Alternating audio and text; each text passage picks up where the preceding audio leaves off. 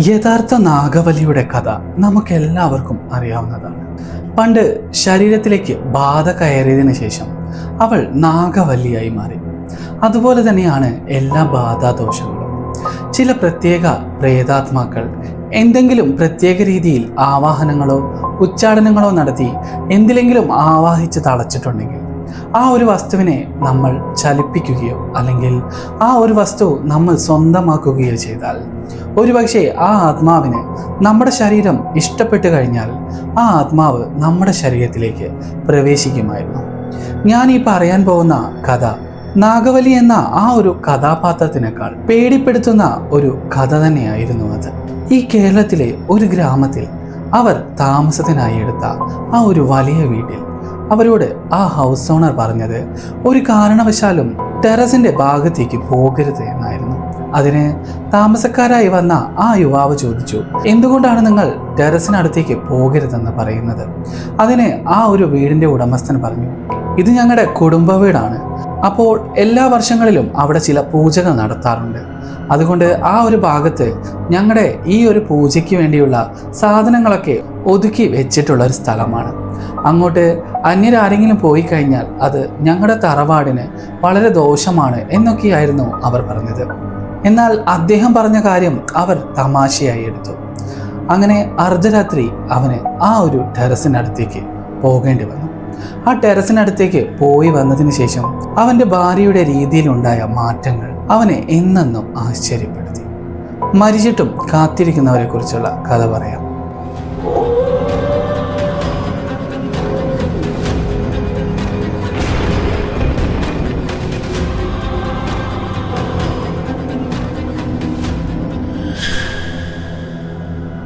നിരഞ്ജൻ ഒരു IT പ്രൊഫഷണലാണ്.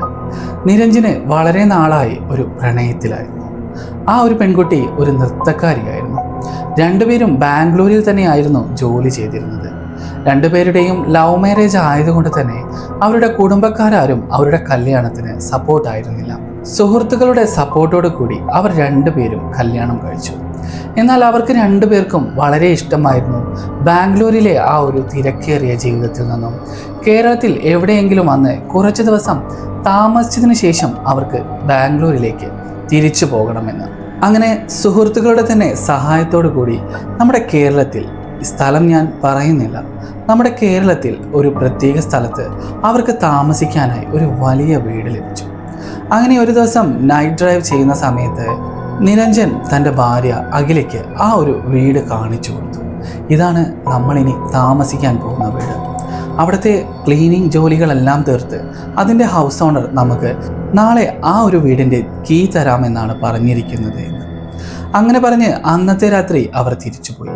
അടുത്ത ദിവസം പുലർച്ചെ തന്നെ അവർ എല്ലാ സാധനങ്ങളുമായി ആ ഒരു വീട്ടിലേക്ക് താമസിക്കാനായി എത്തി. എന്നാൽ താമസിക്കാനായി എത്തിയ സമയത്ത് അവരുടെ നേർക്ക് ചാവി നീട്ടിയ ആ ഹൗസ് ഓണർ അവരോടായി പറഞ്ഞു, ഒരു കാരണവശാലും നിങ്ങൾ ടെറസിന്റെ ഭാഗത്തേക്ക് പോകാൻ പാടില്ല. അവിടെ നിന്നും എന്തെങ്കിലും ശബ്ദം കേൾക്കുകയോ അല്ലെങ്കിൽ അവിടെ വെച്ച് എന്തെങ്കിലും കാണുകയോ ചെയ്താൽ പോലും നിങ്ങൾ ഒരു കാരണവശാലും ആ ഒരു ടെറസിലേക്ക് പോകാൻ പാടില്ല എന്ന് പറഞ്ഞു. അതിന് അവൻ ചോദിച്ച കാരണത്തിന് അദ്ദേഹം പറഞ്ഞത് അവരുടെ പൂജാ സാധനങ്ങളും മറ്റു വസ്തുക്കളും അവിടെ നിൽക്കുന്നു എന്ന ഒരു കള്ളമായിരുന്നു. എന്നാൽ അതിൽ നിരഞ്ജൻ ഇതൊന്നും വിശ്വസിച്ചിരുന്നില്ല. ആ വീട്ടിലേക്ക് അവർ പ്രവേശിച്ച സമയത്ത് അഖില ആദ്യം ശ്രദ്ധിച്ചത് ആ വീടിന്റെ വലിയ ഹാളായിരുന്നു. ആ ഹാള് കണ്ട ഉടനെ തന്നെ നിരഞ്ജനോട് അഖില പറഞ്ഞു, എത്ര വലിയ ഹാളല്ലേ നിരഞ്ജൻ, ഞാനിനി എവിടെ നൃത്തം പ്രാക്ടീസ് ചെയ്യുമെന്നായിരുന്നു ആലോചിച്ചിരുന്നത്. ഇത്രയും വലിയ ഒരു ഹാൾ ഉണ്ടാകുമ്പോൾ പിന്നെ ഞാൻ എന്തിനു ഇനി പേടിക്കണം എന്ന് അവൾ ചിരിച്ചുകൊണ്ട് പറഞ്ഞു. അങ്ങനെ അവർ അവിടെ താമസിക്കാൻ തുടങ്ങി. നിരഞ്ജൻ അത് തമാശയായി തള്ളി. അങ്ങനെ അവിടെ അവർ താമസം തുടങ്ങി. ആദ്യത്തെ 2 ദിവസം അവർ നല്ല രീതിയിൽ തന്നെ അവിടെ താമസിച്ചു. എന്നാൽ 3ാമത്തെ ദിവസമായിരുന്നു നിരഞ്ജനും അഖിലയും ഉറങ്ങുമ്പോഴായിരുന്നു മേലെ ടെറസിൽ നിന്നും ഒരു ചിലങ്കയുടെ ശബ്ദം കേട്ടത്. അത് പതിയെ പതിയെ അവന്റെ കാതുകളിലേക്ക് അടുത്തടുത്തായി വരുന്നത് പോലെ തോന്നി. പെട്ടെന്ന് നിരഞ്ജൻ ഉണർന്ന് ആ ഒരു ടെറസിന്റെ ഭാഗത്തേക്ക് പോവാൻ ഒരുങ്ങി. ഓരോ പടികളും കയറുമ്പോഴും അവന് പേടിയുണ്ടായിരുന്നു. കാരണം ഹൗസ് ഓണർ പറഞ്ഞ കാര്യങ്ങളിൽ എന്തെങ്കിലും കാര്യമുണ്ടെങ്കിൽ അവിടം എന്തെങ്കിലും വിചിത്രമായി ഉണ്ടാവാം. അതുകൊണ്ട് അവൻ ഓരോ പടികളും വളരെ പേടിച്ചായിരുന്നു കയറിയിരുന്നത്. അവൻ്റെ കയ്യിലെ ടോർച്ച് ഉപയോഗിച്ച് ടെറസിലേക്കുള്ള ആ ഒരു വാതിലും തുറന്ന് അവൻ അവിടേക്ക് എത്തി. ആ സമയത്ത് തൻ്റെ കയ്യിൽ ടോർച്ച് ഉപയോഗിച്ച് ആ ടെറസ് മുഴുവൻ തിരിഞ്ഞു. എന്നാൽ അവിടെ ഒന്നും തന്നെ കാണാൻ സാധിച്ചില്ല. കൂരാക്കൂരി ഇരുട്ട് മാത്രമായിരുന്നു. അങ്ങനെ അവൻ വീണ്ടും ആ കതകടിച്ച് വീണ്ടും താഴേക്ക് വരുന്ന സമയത്താണ് വീണ്ടും ആരോ അതിവേഗത്തിൽ അവിടെ നൃത്തം ചെയ്യുന്നതായി ഒരു ശബ്ദം കേട്ടത്. ആ സമയത്ത് നിരഞ്ജൻ വീണ്ടും ആ വാതിൽ തുറന്ന് ടെറസിലേക്ക് നടന്നു. എന്നാൽ ആ സമയത്തും നിരഞ്ജന് അവിടെ ആരെയും കാണാൻ സാധിച്ചില്ല. ചുറ്റും ടോർച്ച് അടിച്ചു നോക്കി, എന്നിട്ട് പോലും അവൻ അവിടെ ആരെയും കാണാൻ സാധിച്ചില്ല. അങ്ങനെ അവിടെ നിന്നും മടങ്ങാൻ ഒരുങ്ങുമ്പോഴായിരുന്നു തൻ്റെ കാലിൽ എന്തോ ഒന്ന് ഇടിച്ചത്, ഒരു മരപ്പെട്ടി പോലെ. അവനുടനെ കയ്യിലെ ടോർച്ച് ആ മരപ്പെട്ടിയിലേക്ക് അടിച്ച് അതവൻ തുറന്നു നോക്കി. അത് തുറന്നു നോക്കിയപ്പോൾ അവൻ കണ്ട കാഴ്ച അതിവിചിത്രമായിരുന്നു. 2 വലിയ ചിലങ്കകൾ. എന്നാൽ ആ ചിലങ്കയ്ക്ക് മറ്റു ചിലങ്കയിൽ നിന്നും ഒരു വ്യത്യസ്തതയുണ്ടായിരുന്നു. ആ ചിലങ്കയിൽ മുഴുവൻ രക്തത്തിൻ്റെ അടയാളമുണ്ടായിരുന്നു. രക്തക്കറ ഉണങ്ങിപ്പിടിച്ച ഒരു അടയാളം. അവൻ അത് കയ്യിലെടുത്തു. ആ സമയത്ത് അതിന്മേലുള്ള രക്തക്കറ അവൻ്റെ കയ്യിലും പതിഞ്ഞു.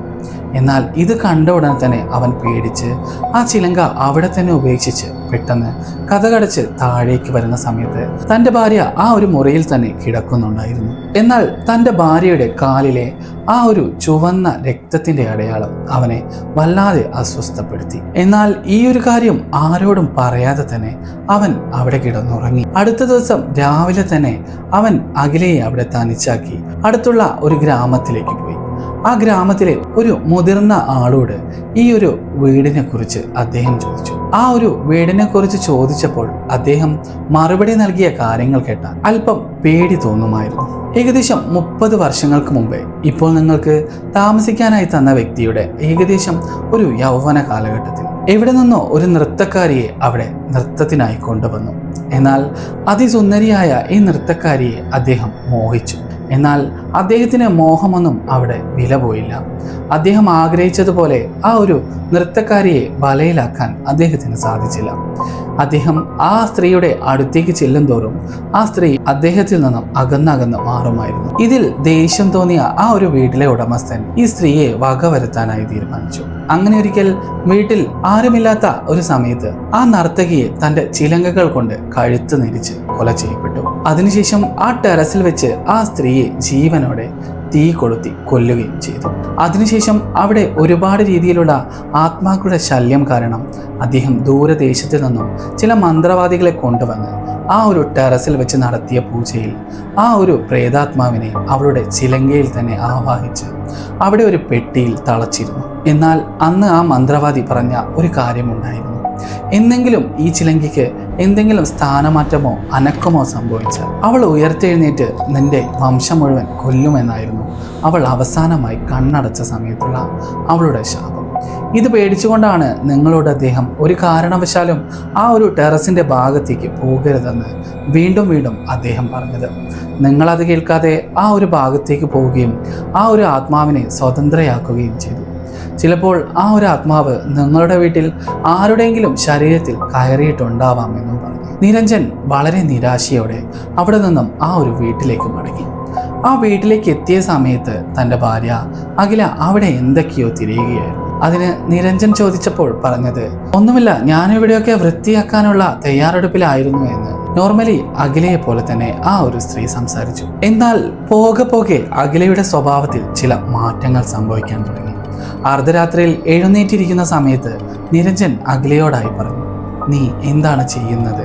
നിനക്ക് ഉറക്കം വരുന്നില്ലേ എന്ന്. ആ സമയത്ത് ഒരു പതിഞ്ഞ സ്വരത്തിൽ, ഒരു അമർഷമേറിയ സ്വരത്തിൽ നിരഞ്ജനോട് അഖില പറഞ്ഞു, എൻ്റെ ചിലങ്ക എവിടെ? എൻ്റെ ചിലങ്ക എനിക്കിപ്പോൾ വേണം. ചിലങ്ക കാലിൽ അണിയാത്തത് കൊണ്ട് എനിക്കൊരു ഉന്മേഷവുമില്ല. എൻ്റെ ചിലങ്ക എവിടെ നിരഞ്ജൻ എന്നൊക്കെ അഖില ചോദിച്ചുകൊണ്ടേയിരുന്നു. ആ സമയത്ത് പെട്ടെന്ന് അഖില പറഞ്ഞു, എൻ്റെ ചിലങ്ക എവിടെയുണ്ടെന്ന് എനിക്കറിയാം, ഞാൻ തന്നെ അത് പോയി എടുത്തോളാം എന്ന് പറഞ്ഞ് അർദ്ധരാത്രിയിൽ ആ സമയത്ത് അഖില ആ ടെറസിന് മുകളിലേക്ക് നടക്കാൻ ആരംഭിച്ചു. ഇത് കണ്ട ഉടൻ തന്നെ നിരഞ്ജൻ പെട്ടെന്ന് അവളുടെ പുറകെ പോകണോ എന്ന ഒരു ചിന്ത വന്നു. എന്നാലും സ്വന്തം ഭാര്യയല്ലേ പോകുന്നത്, അവൾക്ക് ഒരു അപകടവും സംഭവിക്കാതിരിക്കേണ്ടത് എൻ്റെ കൂടി കടമയല്ലേ എന്ന് കരുതി അവളുടെ പുറകെ ടെറസിലേക്ക് പോയി. എന്നാൽ ടെറസിലേക്ക് അവളുടെ കൂടെ പോയ നിരഞ്ജൻ കണ്ട കാഴ്ച അല്പം ഭയാനകമായിരുന്നു. ഒരു പട്ടുവസ്ത്രം അണിഞ്ഞ രീതിയിൽ തൻ്റെ ഭാര്യയുടെ രൂപം മാറിയിരുന്നു. എന്നിട്ട് ആ ഒരു ചിലങ്ക കാലിലണിഞ്ഞ് അവൾ നൃത്തം ചെയ്യുകയായിരുന്നു. അതും അതീവ വേഗത്തിൽ, ഒരു ഭീകര നൃത്തം. പെട്ടെന്ന് തൻ്റെ കയ്യിലെ മൊബൈൽ ഫോണിൽ ആ ഒരു ദൃശ്യം പകർത്താമെന്ന് കരുതി മൊബൈൽ ഫോണിൽ ആ ഒരു നൃത്തം റെക്കോർഡ് ചെയ്യുന്ന സമയത്താണ് അവൻ ശ്രദ്ധിക്കുന്നത് തൻ്റെ ഭാര്യയുടെ, അല്ലെങ്കിൽ ആ ഒരു പൈശാചിക ശക്തിയുടെ കാലുകൾ നിലത്ത് ഉറച്ചിരുന്നില്ല. വായുവിലിരുന്ന് നൃത്തം ചെയ്യുന്ന രീതിയിലായിരുന്നു അവൻ്റെ ആ ഒരു ഭാര്യ നൃത്തം ചെയ്യുന്നത്. ഇത് കണ്ട ഉടനെ തന്നെ അവളെ അവിടെ ഉപേക്ഷിച്ച് പുറത്തേക്ക് ഓടാൻ ശ്രമിച്ചു. എന്നാൽ പുറത്തേക്ക് ഇറങ്ങിയ സമയത്ത് ആ ഒരു ഹൗസ് ഓണർ അവിടെ എത്തിയിരുന്നു. ആ ഹൗസ് ഓണർ ഒരു ദേഷ്യത്തോടെ അവനെ നോക്കി പറഞ്ഞു, നീ എല്ലാം അറിഞ്ഞു അല്ലേ? ഞാൻ മുന്നേ കൊല ചെയ്തതും അതുപോലെ അവളെ ഇവിടെ വെച്ച് അതിക്രൂരമായി ചുട്ടുകൊന്നതും നീ അറിഞ്ഞു അല്ലേ? ഇനി നിനക്ക് പോലീസിലൊക്കെ പറഞ്ഞ് ഇതൊരു വലിയ സംഭവമാക്കേണ്ടി വരും എന്നൊക്കെ ആ ഒരു ഹൗസ് ഓണർ നിരഞ്ജനോട് ദേഷ്യത്തോടെ പറഞ്ഞു. ആ സമയത്ത് നിരഞ്ജനെ കീഴ്പ്പെടുത്താനായി അദ്ദേഹം കൊണ്ടുവന്ന ഇരുമ്പ് വടി കൊണ്ട് അവനെ അടിക്കാൻ ഒരുങ്ങുമ്പോഴായിരുന്നു ആ ഒരു ടെറസിൻ്റെ മുകളിൽ നിന്ന് ആ ഒരു കോണിപ്പടികളിലൂടെ ആരോ ഇറങ്ങി വരുന്ന രീതിയിലുള്ള ചിലങ്കയുടെ ശബ്ദം കേട്ടത്. ആ ഭാഗത്തേക്ക് അവർ രണ്ടുപേരും നോക്കേണ്ട താമസം. ആ ഒരു ഭയാനകമായ ആത്മാവ് പെട്ടെന്ന് തന്നെ ആ ഒരു ഹൗസ് ഓണറുടെ ശരീരത്തിലേക്ക് ചാടിക്കയറി, നീ വന്നുവല്ലേ? എനിക്ക് പക വീട്ടാനായി 30 വർഷത്തോളമായി ഞാൻ ഇരുട്ടിൽ കഴിയുന്നു. ഇപ്പോഴാണ് എനിക്ക് സ്വാതന്ത്ര്യം ലഭിച്ചത്. ഇവരാണ് എന്നെ രക്ഷപ്പെടുത്തിയത്. നീ ഇവനെ എങ്ങനെ കൊല്ലും? എനിക്ക് നിന്നെയാണ് കൊല്ലേണ്ടത് എന്ന് പറഞ്ഞ് അതിക്രൂരമായ രീതിയിൽ ആ ഒരു മനുഷ്യൻ്റെ ശരീരത്തിൽ കയറി നിന്നുകൊണ്ട് അവൾ രുദ്രതാണ്ഡവമാടി ആ ഒരു ഹൗസ് ഓണറെ അതിക്രൂരമായി വധിക്കാൻ തുടങ്ങി. എന്നാൽ എന്നെ ആഗ്രഹിച്ച നിന്റെ ഈ കണ്ണുകൾ കൂടി എനിക്ക് വേണമെന്ന് പറഞ്ഞ് ആ 2 കണ്ണുകൾ കൂടി അവൾ പിഴുതു മാറ്റി. അതിനുശേഷം അദ്ദേഹം അവിടെ തന്നെ കൊല ചെയ്യപ്പെട്ടു. അങ്ങനെ അദ്ദേഹത്തിന് മരണം കണ്ട ഈ ആത്മാവ് ഉടനെ തന്നെ ശാപമോക്ഷം ലഭിച്ചു. അങ്ങനെ തൻ്റെ ഭാര്യയുടെ ശരീരത്തിൽ നിന്നും ആ ഒരു പ്രേതാത്മാവ് അവിടം വിട്ടുപോയി. ആ സമയത്ത് അഖില ബോധം കെട്ട് വീണിരുന്നു. ആ സമയത്ത് പിന്നീട് നിരഞ്ജൻ അവിടെ നിൽക്കാൻ സമ്മതിച്ചില്ല. അവിടെ നിന്നും എത്രയും പെട്ടെന്ന് തിരികെ പോകണമെന്ന് കരുതി കാറിലേക്ക് അഖിലയെ എങ്ങനെയൊക്കെയോ കയറ്റി അവർ അവിടെ നിന്നും പോവാൻ തുടങ്ങി. ബാക്കിലെ സീറ്റിൽ അഖില നിശബ്ദമായി ഉറങ്ങുകയായിരുന്നു. പെട്ടെന്നാണ് അഖില എണീറ്റ് നിരഞ്ജനോട് ഒരു കാര്യം പറഞ്ഞത്. നിരഞ്ജൻ, ഇനി ഇവിടെ നിന്ന് നമ്മൾ പോകുന്നത് 2 പേരായിട്ടല്ല, ഒരാൾ കൂടി നമ്മുടെ കൂടെ ഉണ്ട് എന്ന് പറഞ്ഞു. അതെ, ഞാൻ ഗർഭിണിയാണ്. എൻ്റെ വയറ്റിൽ അവൾ വളരുന്നുണ്ട്. അതിന് നിരഞ്ജൻ അവളോട് ചോദിച്ചു, നീ എന്തൊക്കെയാണ് പറയുന്നത്? ആരാണ് നിന്റെ വയറ്റിൽ കഴിയുന്നതെന്ന്. ആ സമയത്ത് അഖിലയുടെ രൂപമെല്ലാം മാറി പഴയ ആ ഒരു സ്ത്രീയുടെ ആത്മാവിനെ പോലെ മുഖം ഇടയ്ക്കിടയ്ക്ക് മാറി മറിഞ്ഞുകൊണ്ടേയിരുന്നു. എന്നിട്ട് അവൾ പറഞ്ഞു, ഞാൻ വീണ്ടും നിങ്ങളിലേക്ക് പുനർജനിക്കുകയാണ്. എനിക്ക് ഇനിയും ഒരുപാട് പേരെ വേട്ടയാടേണ്ടതുണ്ട്. അതുകൊണ്ട് ഞാൻ നിങ്ങളിലൂടെ പുനർജനിക്കാൻ പോകുന്നു എന്ന് പറഞ്ഞു. ഇത് കേട്ട ഉടനെ തന്നെ നിരഞ്ജന് വല്ലാത്ത തരം പേടിയും അസ്വസ്ഥതയും ഒരുമിച്ച് വന്നിരുന്നു. അങ്ങനെ അഖിലയുടെ ഗർഭത്തിൽ ഒരു പിശാചിനെ അവൾ ചുമക്കാൻ തുടങ്ങി. 10 മാസത്തെ കാലയളവിന് കൂടി അവർ കാത്തിരിക്കേണ്ടി വന്നു. എന്നാൽ അതിനുശേഷം എന്ത് സംഭവിച്ചു എന്ന് മറ്റൊരു കഥയായി നമുക്ക് പിന്നീട് പറയാം. ഇത്തരത്തിലുള്ള കഥകൾ കേൾക്കാൻ നിങ്ങൾക്കിഷ്ടമാണെങ്കിൽ നിങ്ങൾക്ക് ഈ ചാനൽ സബ്സ്ക്രൈബ് ചെയ്ത് എൻ്റെ കൂടെ കൂടാവുന്നതാണ്. മരിച്ചിട്ടും കാത്തിരിക്കുന്നവരെക്കുറിച്ചുള്ള ധാരാളം കഥകൾ എനിക്ക് ഇനിയും നിങ്ങളോട് പറയാനുണ്ട്. ഞാൻ എപ്പോഴും പറയുന്നത് പോലെ തന്നെ നെഗറ്റീവ് കമൻസുകാർക്ക് ഓൾവേസ് വെൽക്കം.